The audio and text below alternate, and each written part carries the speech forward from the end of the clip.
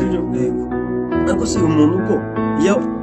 ahisemo kuvuga ngo ubwo bimeze gutyo nta n'icyaha gihungira reka njye musimbuza imirimo agavuga ati reka njye muri korali Imana nayo yega ni Imana ishyira mu gaciro sibyo izareba uvuga ati dore umutware waribye warasanga sibyo ariko ku rundi ruhande uvuga ati warasenze wafashije abakene sibyo wagiye muri korali warabwirije urumva urabona ibyiza wakoze ni 5 ibyaha ni 2 jya mu ijuru ntabwo utagize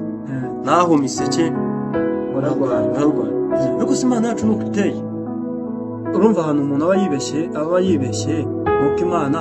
itazagereranya imirimo nk'uko ahubwo izafata we imushyira aha none nayo ijyanga noneho uyu muntu uri kwigereranya n'Imana ariko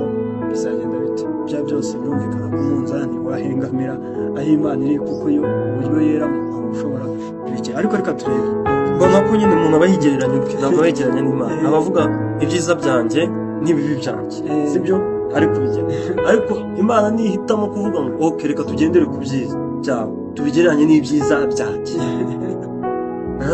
okay ibyo reka tube tubiretse wenda kari agaciro ariko Yesaya